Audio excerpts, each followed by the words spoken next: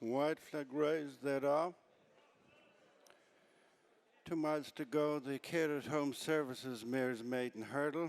It is Super Exceed on the inside of Crohan Lady, followed by Bambino Fever and Old School Outlaw. On the inside is Kimmy the May.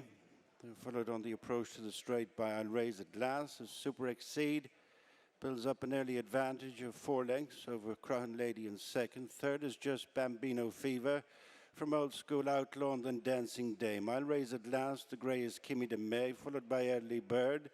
D's Lady next. The next grey is Leyenda, followed by Cornelienne. Family Getaway next, and these are followed by The Bestie Woman. Further away from the field is Super Exceed, making tracks to flight number 3. Has increased the lead to 10 to 12 lengths over Crohan Lady and turnout in front of Old School Outlaw, who's taken up third from Bambino Fever in fourth. After the first and second favourites, Kimmy de May and Dancing Dame and Leyenda. Early Bird and I'll Raise a Glass and D's Lady, Family Getaway and Cornelienne, The Bestie Woman and Radiator Springs. They're being followed by Pardelara Princess, Balanabula Gold next, and then Mudslide Molly, Lizzie Mack, and the back marker of a well-strung out field. With the circuit to go and 6 more flights left to jump, Walk in the Clouds. Super Exceed turns away to the flight past the stands, a long way clear of Crohan Lady in second. Third is Old School Outlaw, and fourth is Bambino Fever. She's followed by stable companion Kimmy the May and Dancing Dame. Super Exceed takes that flight 1.25 miles from home with a commanding advantage over Crohan Lady in second, and then Old School Outlaw and Bambino Fever. Kimmy de May and Dancing Dame, I'll Raise a Glass and D's Lady next, followed by Early Bird and Cornelienne. Soon at the halfway stage, the Care at Home Services Mare's Maiden Hurdle, and continuing a long way clear of the field is Super Exceed. Second is Crohan Lady, third is Old School Outlaw, and fourth is Bambino Fever, and fifth is Kimmy de May. Then D's Lady, Dancing Dame, Leyenda, Family Getaway, and Early Bird, and I'll Raise a Glass, Cornelienne, Radiator Springs, followed by The Bestie Woman. And next is Pardelara Princess. On towards the final 7 furlongs with 4 more flights left to jump. Super Exceed with a slightly reduced advantage over Crohan Lady. Third is Old School Outlaw and fourth is Bambino Fever. Then Kimmy de May and D's Lady. On the inside is Family Getaway. Then Dancing Dame and I'll Raise a Glass. Super Exceed comes out over the fourth last. Is beginning now to come right back to them. Crohan Lady joined for second by Old School Outlaw. In fourth is Bambino Fever and then Kimmy de May. At the end of a circuit, 3 left to jump. Super Exceed and Keen Quirk at this one.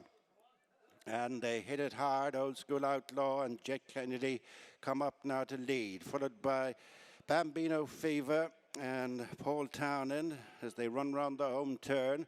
Crohan Lady still there in the mix for Cal Shine, and then Kimmy de May as they turn in for the final 2 flights. And it's Old School Outlaw tracked in by Bambino Fever. Crohan Lady. Radiator Springs has made rapid headway from rear division as they come towards the second last. Old School Outlaw from Bambino Fever now shaken up. Over on the far side, Radiator Springs with Kimmy de May, Early Bird and Cornelienne and Crohan Lady. It's Old School Outlaw from Bambino Fever. 2 lengths between them. Nearing the final flight, Old School Outlaw from Bambino Fever on the near side. They climb the hill now with less than 200 yards to go. Old School Outlaw from Bambino Fever as they race up towards the finish. It is Old School Outlaw. There must be something in the water. It's Jack Kennedy and Gordon Elliott again. Old School Outlaw.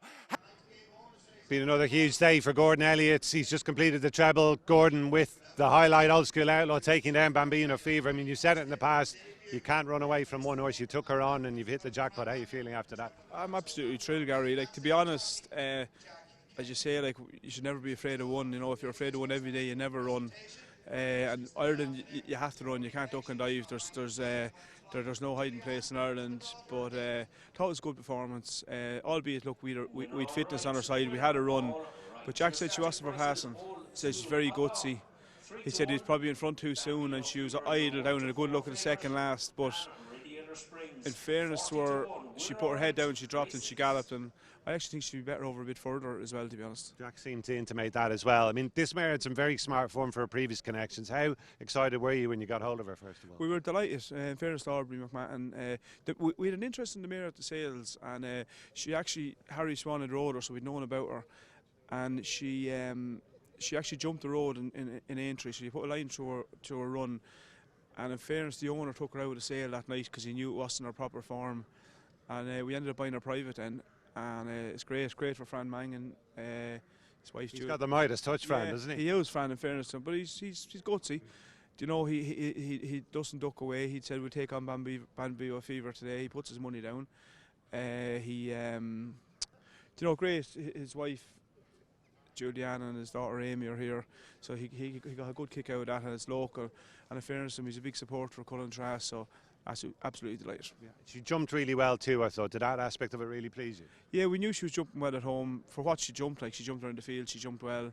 But she had a couple of runs on Pint of Pints, just like the second horse. They'd be ran a Pint of Pints, so they're well schooled, but she looks a gutsy mare, and I think she's exciting going forward. What's your immediate thought about where we might see her next, and what sort of campaign might stretch out for her? Look, we'd probably keep her in her own company at the moment, but listen, I had her entered in the list of bumper actually in Navan at the weekend, and we were tying would we keep her over in a bumper or go hurling. And to be honest, I said all along I wanted to go hurling. I think she could be a mare for the mayor's hurl in Cheltenham, and I still believe that. And do you think she will be one for fences further down the line and stepping up in trip? Yeah, I think she will down the road. She's a big mare with a good pedigree, so I don't think it'll be a problem, but I'd imagine one more run than Cheltenham.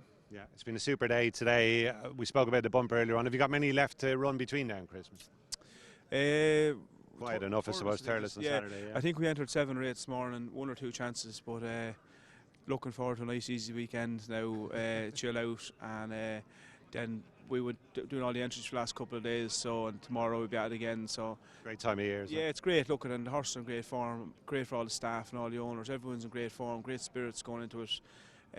So just looking forward to an easy weekend and kick on again. We look forward to that as well, Gordon. As ever, thanks a lot. Cheers. Thanks, Gary. Cheers. Thanks. Thanks, Nancy. And let's get Jack Kennedy's verdict on that win from Oldschool Outlaw. Jack, you've taken a serious scalp there, the first horse to beat Bambino Fever. How good a performance was it? It was a good performance, yeah. There was a couple went off out in front. I don't think we went too mad in behind them. My one picked up well down to the second last and galloped well to the line. I suppose we had the benefit of a run under our belt and a bumper. But my one wasn't for passing.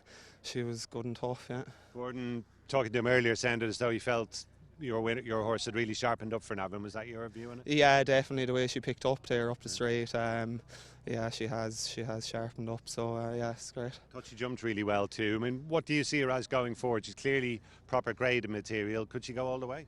Hopefully, yeah. I think there'll be something to build on there from today as well. So yeah, hopefully she can go to the top maybe. Yeah. And will she be versatile distance-wise, do you reckon, going forward? I think so. I thought, to be honest, 2 mile would probably be sharp for her, but it didn't seem it there now today. So she'll definitely get further as well. So there'll be options, yeah.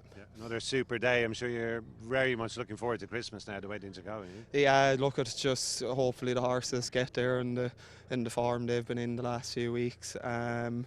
Yeah, so touch with fingers crossed, yeah. Onwards and upwards. Jack will let you weigh in. Well yeah, done, thanks. Watch live racing now on racingtv.com.